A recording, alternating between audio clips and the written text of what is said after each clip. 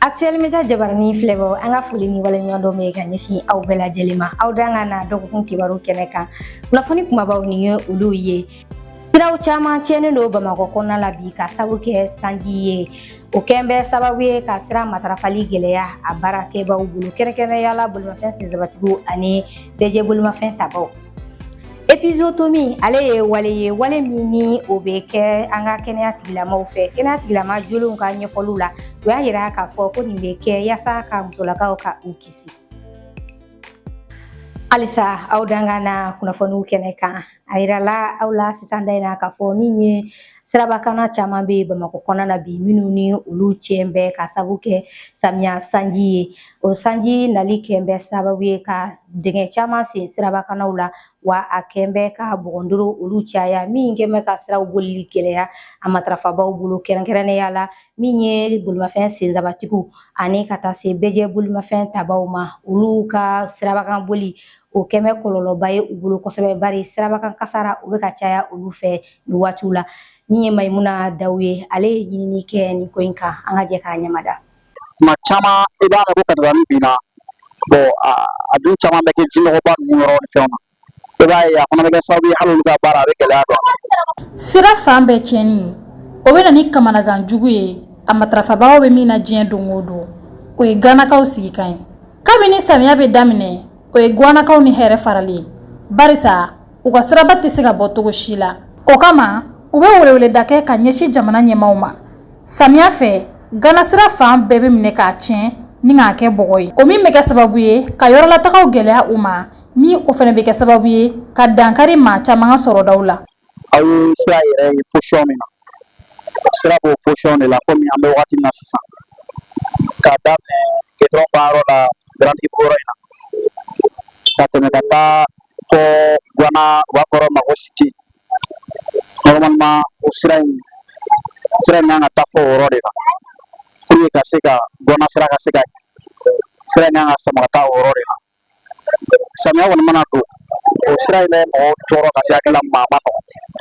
N'a ma kɛ kɛlɛ ye an tɛ se ka bɛɛ fɔ ka a s'a dan na an bɛ don min na fɔ bi Gana kɔnɔna bi sirako b'an na n'an ko sirako tana ye biyatigɛw ye sira ɲuman tɛ yen moto yɛrɛ bilama a bɛ charger mɔgɔw la ka taa se Gana k'i bɛ taa se goudron kan bi f'i yɛrɛ bɛ Ala deli a bɛ se ni waati se ni ye i t'o dɔn i y'a faamu hali sisan ne yɛrɛ ka moto tiɲɛni ba filɛ nin ye galasi la an bɛ wari bɔ la dɔrɔn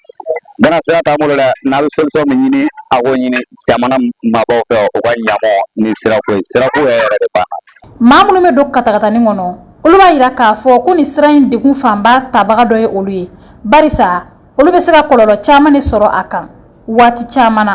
Se foyi t'an ye dabali t'an ye donc transport ko ka gɛlɛn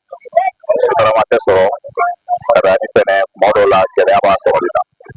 parce que hali san nana ka taa n'i bɛna place yɛrɛ la i bɛ moto nin min sɔrɔ a tɛ tɛmɛ 2-3 o y'a sɔrɔ motow bɛɛ tiɲɛni k'a sabu kɛ sira ko ye o gɛlɛya de b'an kan. An bɛ don katakatani kɔnɔ o n'a damana degun don tuma dɔw den bɛ k'an bolo f'an denw bɛ tila ka bin katakatani kɔnɔ tellement que sira man ɲi jinɔgɔ bɛ kɛ sira la parfois bolofɛnw bɛ k'i kun katakatani kɔnɔ n'o ye donni ye katakatani bɛ zigzag min kɛ a bɛ bin jinɔgɔ la. Ganakaw ka sirako degun bɛ sen na kabini san caman nka k'a daminɛ san 2014 waatiw la fɔ an filɛ yɔrɔ min na i ko sisan a ko tɔ juguyara ka taa fɛ hali ni o y'a sɔrɔ kuma ni kuma u bɛ to ka baaramisɛnnin dɔw kɛ a la. Gɛlɛya mɛnna dɔɔnin dɛ ne ko k'a bɛ waati jumɛn bon an bɛ se k'a fɔ depuis à 2015 c'est pas comme 2000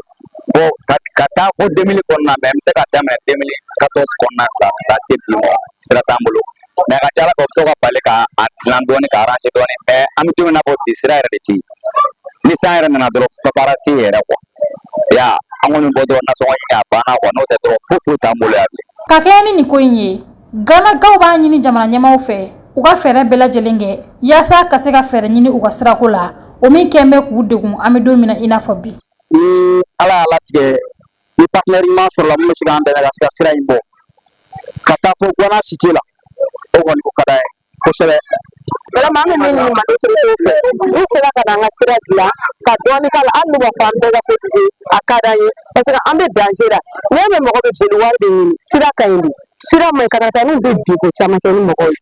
vraiment ko la indi ba fa la sira kana nga sira la sani jamana ɲɛmaaw ka se ka fɛɛrɛ sɔrɔ nin ko in na garakaw bɛ to k'u ka sira in bɔ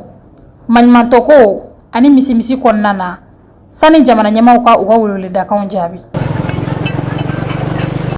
Ka kɛ ni diɲɛ taabolo kuraw gɛlɛyaw ye Open Mali ale ye ɲɔgɔnjɛrɛ kɛ min kɛra juillet kalo tile 28 ka kunjɛ a tile 29 na san 2026 lajɛrɛ in kun ye min ye o de ye ka se ka ɲɛfɔli kɛ cybercriminalité ale sariya kan ni o ye bɔlɔlɔsira kana kow ye ayiwa o kɔnɔna na fana u ye laɲini kɛ ka ɲɛsin siraya tigilamɔgɔw ma yasa ka se ka ni sariyakisɛ ninnu ka u ladɔnniya ani k'u matarafaliw bila sen kan Zenabu Geyi kun bɛ a kɛnɛ kan an ka jɛ ka ɲamada a ka sɔrɔlenw na. Ka kɛ ni sɛrɛkisɛ min bɛ kɛ bɔlɔlɔ sanfɛ ani maaw ka hakɛ kan ka ta cogoya min na bɔlɔlɔ sanfɛ baɲumankɛ tɔn min bɛ yen n'a bɛ fɔ o ma ko Open Mali ale ye tile 2 kalanbolo dɔ labɛn taratadenw juillet kalo tile 28 ka se arabadon ma juillet kalo tile 29 san 2026 walasa sariya min tara cybercriminalité kan o sariya ka se ka labato. Bon, Open Mali ye baɲumankɛ tɔn ye donc min ye sifinnakaw ka tɔn ye a sigilen bɛ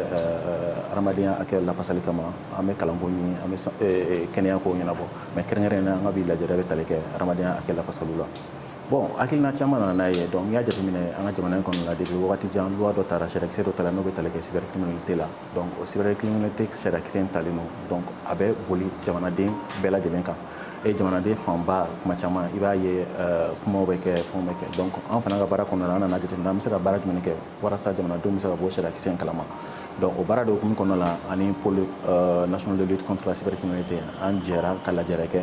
ka tali kɛ projet min na projet min ɲɛsinnen bɛ mɔgɔw ka hakɛ lafasali ma cybercriminalité sira fɛ an y'o lajɛrɛ kɛ o lajɛrɛ ye min ye donc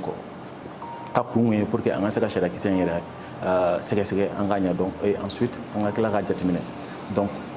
recommandation min bɛ se ka sɔrɔ a kɔnɔna la walasa mɔgɔw bɛ se ka sariyakisɛ in faamu cogo min na donc pour que k'a walankata ka se Mali fan bɛɛ fɛ donc baara in kɔnɔna la donc an ye jateminɛ kɛ an ye recommandation 5 ɲɔgɔnna formuler donc o recommandation de kɔnɔna na sisan an y'a jateminɛ est ce que an t'a essayer ka damakasi sɛbɛn dɔ fana kɛ donc min bɛ tali kɛ o recommandation na qui sont phares o damakasi sɛbɛnw an b'o o ta san k'o di an ka jamana ɲɛmɔgɔw ma minnu sigilen bɛ sariya baara hukumu kɔnɔna la. Maa caman kun bɛ kɛnɛ in kan i n'a fɔ jamana baarakɛlaw kɛnyɛrɛye tigilamɔgɔw fo ka taa se jamanaden wɛrɛw ma walasa fɛɛrɛw bɛ se ka sɔrɔ o ko la cogo min na. Donc formation kɔnɔna la c'est inclusif déjà donc n'an ko inclusif an y'a jateminɛ jamana sensibilité sariyakisɛ in bɛ boli mɔgɔ o mɔgɔ kan ka se k'o mɔgɔ dɔw wele notamment o bɛ tali kɛ an ka presse la n'o ye aw yɛrɛ olu ka représentant bɛ yan nɔ o bɛ tali kɛ an ka sifinnakaw la o ka représentant bɛ yan nɔ o bɛ tali kɛ an ka diinɛ baarakɛlaw la notamment diinɛ fila k'a kɛra silamɛya diinɛ ou bien a kɛra chrétien diinɛ olu fila bɛɛ ka représentant bɛ yan nɔ ensuite o bɛ tali kɛ tuguni an ka jamana sariya baarakɛlaw fana na tuguni minnu yɛrɛ sigilen bɛ technicien de droit donc olu fana bɛ yan nɔ k'a fara citoyen société civile yɛrɛ fanba kan donc an y'olu le wele kɛrɛnkɛrɛnnen la donc a sariya bɛ boli min kɛ an citoyen min kan pour que an bɛ se ka sigi donc an ka hakili jagabɔ kɛ sariyakisɛ in kan. Open Mali maaw fɛ ni sigikafɔ in kun tɛ dɔwɛrɛ ye yaasa cybercriminalité sariya gafew bɛ se ka lakodɔn ani ka labaara walasa maaw ka hakɛ bɛ se ka ta cogoya min na. Bon laɲini kɔni ye min ye sisan nɔ o ye au moins an ka se ka lafasali sɛbɛn an ka sɛbɛn o kulu in bɛɛ tɔgɔ la donc ni bɛɛ y'i yɛrɛ y'a kɔnɔna la donc an bɛ lafasali sɛbɛn ta k'a lase an ka jamana ɲɛmɔgɔw ma pour que u k'a dɔn k'a fɔ wagati in na sariyakisɛ in kun kan jamana kɔnɔdenw dɔ sigira ka hakili jagabɔ kɛ walasa ka na ni o hakilina ye nin ye donc jamana ɲɛmɔgɔw de b'a jateminɛ sisan o hakilina o bɛ se k'a ta ka baara kɛ n'a ye cogo min na. Ni lajɛ in senfɛ damakasi gafe dɔ taara walasa laɲiniw bɛ se ka sabati cogoya min na o hukumu kɔnɔna na Open Mali ye foli ta ka ɲɛsin maa o maa y'a sen don ni lajɛ in na ani ka yira k'a fɔ k'a bɛna fɛɛrɛw ta yaasa bɛɛ bɛ se ka damakɛɲɛ hakɛw la cogoya min na bɔlɔlɔw sanfɛ. O ni dɔ ka baba sa dɔ ka nan tɛ diya an bɛ samiya na sanji bɛ ka bɔrɔgɔw kɛ fan bɛɛ lajɛlen fɛ bolimafɛn senfilatigiw ka fara sen naanitigiw kan olu bɛ ka wuli ka ko yɔrɔw sɛgɛrɛ lavazitigi ninnu olu bɛ ka sɔrɔw kɛ cogo jumɛn na nin waati la Nana Kadija ale y'a ɲɛsin o kow ma a ye min sɔrɔ an ka jɛ k'o ɲamada.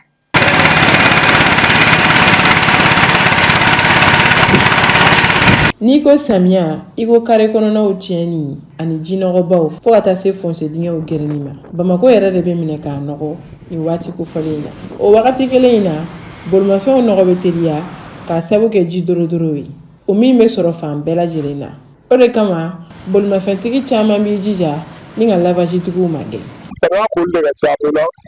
ni kɔngɔ kɛra la so dɔ de bɛ wuli a kan a bɛ wuli bilenman wuli moto la san ka moto koli ani lavagi koli tɛ kelen ye masini de bɛ nin na a bɛ don wulumisɛnnin bɛɛ kɔnɔ mais sanji min t'a dan ye lavagi moto sanfɛla dɔrɔn a bɛ kɔrɔlaw sɔrɔ ne ka moto koli min na wari bɔli ka fɛn kɛ ne la quoi parce que moto ko wari ye 100 ye. Bolimafɛn ninnu kobagaw b'a jira k'a fɔ ko samiya la k'u bɛ gɛlɛya dɔw sɔrɔ u ka baara kɔnɔna la. Bon samiya fɛ gɛlɛya man kan ani tilema fɛ parce que samiya fɛ moto bɔgɔ de ka ca ale la quoi bon tilema fɛ bɔgɔ tɛ caya quoi donc o ya moto bɛ fiyɛ ka jɛ vite fait la o la quoi bon samiya fɛ o bɛ se ka sɔrɔ a bɔgɔ bɛɛ ma bɔ a la kosɛbɛ quoi. Mamadu Suguna ni ale ye lavagitigi ye bɛ nin baara in tɔnɔbɔ kosɛbɛ ni a ka client jolenw ye. Samiya tilema bɛɛ ka kan quoi a bɛ jɔ yɛrɛ de bɛɛ bɔ dɔrɔn o tile yɛrɛ kɔnɔ tuma dɔ la tile kelen yɛrɛ kɔnɔ a bɛ se ka 150 mais dans le week-end samedi dimanche an bɛ taa fo 200 na samedi dimanche an bɛ taa 200 na o ni fara o ni moto bɛɛ faralen ɲɔgɔn kan ni client de kuma bɛɛ client dɔw ka bolofɛn ye ko dɔw bɛ kɛmɛ fila d'u ma dɔw bɛ kɛmɛ d'u ma ala ka bolofɛn bɛ cɛ yɛrɛ. Hali n'o y'a sɔrɔ bolimafɛn ninnu bɛ nɔgɔ nin waati in na baara kɛko ɲuman fɛ u bɛ ka se k'u ka clientw nisɔndiya. Bon moto kelen ye 100 de bon mobili a bɛ daminɛ prix kelen tɛ se ka kɛ mobili la quoi parce que mobili simple an b'o kɛ 100 fila mais en complet o ye 160 ye a fan bɛɛ ko k'a jɛ propre k'a bila normal la o ye 160 ye quoi bon tile kɔnɔ yan an ka mobili kota ka ca trop n'i ye bɛɛ fiyɛ dɔrɔn an bɛ kalo tigɛ parce que tile kɔnɔ an bɛ se ka mobili ko fo 20 mobili 30 bon moto kɔni dan t'o la yɛrɛ heure bɛɛ o tɛ bɛ yen nɔ quoi. U ka fɔ la nin baara in gɛlɛya ye samiya waati de ye barisa kabini san bɛ fin clientw bɛ jɛnsɛn. Voilà, la bɛɛ kira bolo ni kasi min se ka kɛ dɔrɔn ni parce que ni baara baara bɛ jigin 22 heures de ni san bɛ na sɛnɛfɛrɛ wagati n'a ka dɔrɔn o don baara bali wa san dɔrɔn bɛ se ka baara cɛ ko ne hali an b'a kɛ don o don i ka ko t'a la yɛrɛ san bɛ kuma san baara k'a kɛ an b'a yɛrɛ 22 heures 22 heures. Bamako